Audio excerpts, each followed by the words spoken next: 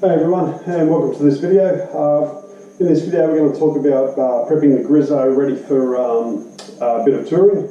In the next couple of weeks I'm heading down to Phillip Island and going to the World Superbikes, and hopefully later on the year I'd like to do MotoGP. So when I first bought this bike I had no intention of putting anything on it. I wasn't going to use it for any sort of touring, just for riding around and doing relatively short trips, maybe weekend trips, nothing too big. But that's changed now, as everything does. I can't really afford to buy a tourer. I have no intention of getting rid of the Griso. I just like it too much, so I'm going to set it up for touring. So I had a couple of options on my Dharma. I used to use these saddlebags, and they seem that like they'd go alright on the Griso. What I don't like about them, and I've been caught out before when I've used tailbags and saddle, I don't like how they potentially rub on the paintwork. Now, last time when I used a saddlebag, it went over the seat. I was on an Aprilia, an RSV 2005 model RSV 1000.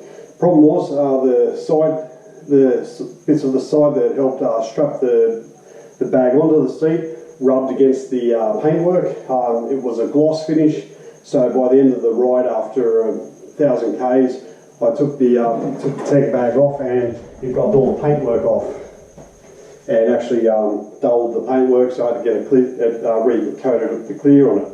So what I do now, I normally just chuck a towel over. Now you've got to be careful it doesn't sit on the pipe, but it's long enough so you fold it in a way that it's going to protect the bodywork. Just a simple hack, something simple. I'll try to cover it up as best I can. Then I'll put the tank bag on, or in this case the panniers. I'll put them under the seat, clip them on, and that's normally pretty good. I'm constantly paranoid though that they're going to come loose, or worse still, fall off. Also find when I'm on it, my backside tends to touch a bit. You can push them back a little bit, but on the Dharma it was alright. It had a longer seat, and also there was a tail section that went back there, so I was able to push it back a bit and secure it to the seat and use straps to tie it down. Can't do it on this one, so that ruled these out. So the next option I looked at was a seat bag. They come in different sizes, from 10 litre or 5 litres up to 100 litres. Same issue, like originally you put it on there, I just didn't like, you'd have to really secure it down. I wasn't too comfortable with it, and the capacity, wasn't quite there. You've only got this much, like a narrow bit of width to, you're dictated by your seat size, so I could sit over the edge a bit, but then less chance of being secure. So I wasn't comfy with a seat bag on the Griso. So the option I went for was an older option. It's actually it's a Ventura rack. And many years ago I used to have gear sack equipment, which in the 80s and 90s gear sack was, I believe, was an Australian made product. Excellent. I had a gear sack rack and bag on my old Kawasaki GPZ 750, and I was able to load that thing up and go everywhere with it. I still had the gear sack bag in active use up until 2010, and I was using it on my ER5, and I was able to load it up. Now, the rack's can only take about 7 kilos, so what I do, I turn the bag around, and it hopefully will just sit on here. It just depends on how much space I've got. I don't plan on having 7 kilos in the back. It's only for clothing, my PC, and a few other bits and pieces. So a couple of things I'll be taking with me. Puncture repair kit, because it gets you out of all sorts of trouble. It's got a couple of air canisters, 3 plugs. They're all different types. These are just like a bullet type that go in and will get you out of trouble. And the air canister and a simple pump. That should get me out of trouble. I also have a first aid kit, which I'll do a separate video on, just covering what I keep in it for any sort of touring. So over the next couple of videos, I'm going to cover off things to set the bike up for touring. So the Ventura rack with the bag. I bought it as a combo. I've ordered it as a combo because for the price of saddle, the panniers and a pannier bag. The pannier bags I looked at and I liked that weren't too overly bulky, like not doing BMW, you know, massive box setups, trying to keep it as sleek as possible. The biggest panniers I liked were the Hebco and Becker ones, but they were the SIBO type system, but they were only given about 44 litres capacity in total, like 22 each side. They looked fantastic. They didn't look too big, but that was the problem. You still need to carry stuff. So, and it was about $130 Australian cheaper to get the Ventura rack. So I'll do a video installing the Ventura rack. Next thing is I've got a ram mount X grip. Now it's not the typical motorcycle one. I've actually put a push bike one on because it utilises 2 cable ties to secure it. I didn't like how the ram mount one sat too high.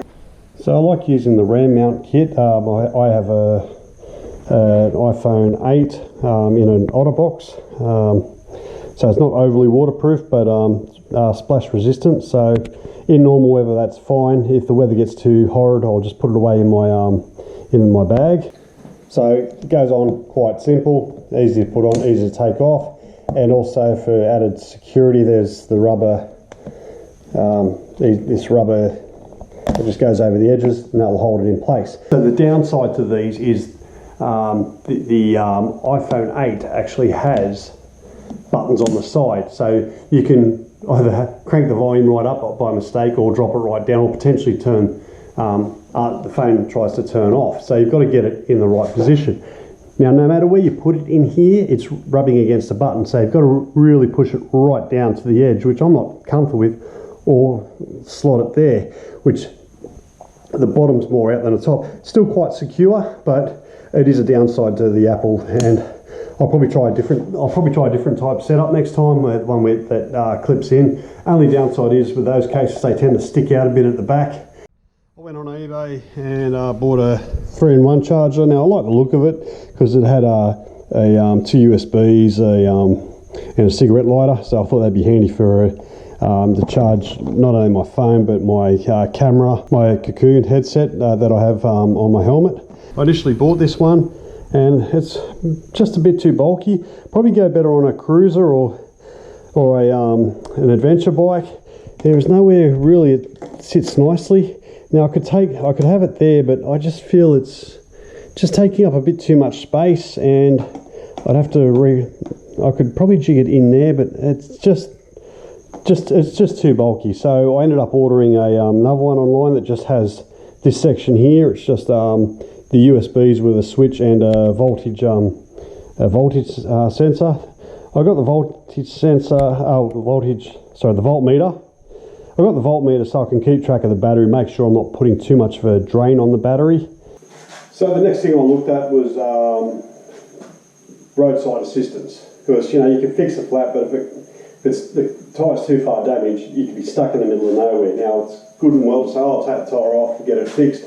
But if you're riding late at night, nothing's open, so I wanted to find something that had 24/7 motorcycle, had 24/7 roadside assistance.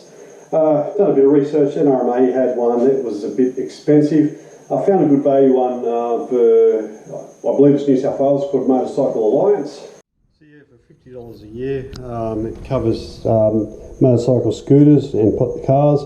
You get up to 2 free call-outs per year. They'll supply you with 5 litres of fuel if you run out, and if you they can't get your bike going, they'll tow it for you up to 50 kilometres or free tail, or in 25 in metro areas, which is quite handy. So I know your argument could be, well, the distance is greater than 50 k's and you've got to pay for it. Well, that's fair, but if you break down, you've still got to pay for that, and you've got to try organise someone out there. At least they've got a contract with tow companies to get you home, so it was worth having.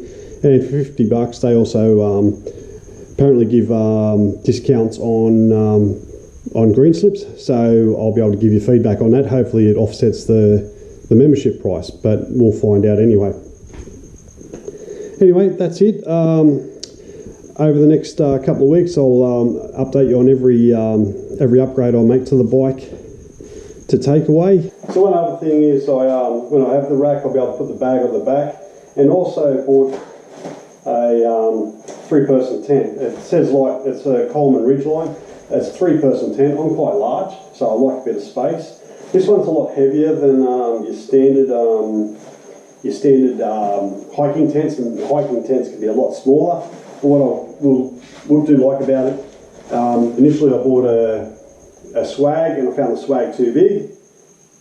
So this one fits on a lot better, so I'm hoping I'll be able to tie it onto the rack with the gear on the other side. So hopefully I'll get to do a couple of rallies and you'll see this in action. Anyway, all those things I talked about are linked down below. Thanks very much for watching. Stay tuned. Looking forward to also video the trip down. I'm riding down from Sydney to Melbourne in one day, so I'll talk about places to stop and how the body copes. Doing almost 950 k's in one day is a bit more than I'm comfortable doing. I like to do about 500 to 600 maximum, but we're going to give it a go. See how the Griso holds up. I'm quite confident because it's got a nice big seat. Should be relatively comfortable. I'm trying to source a sheepskin cover just to give that a bit more comfort, but time's getting away. I've only got 2.5 weeks to go before the trip. Anyway, thanks very much for watching, and I'll see you on the next vid.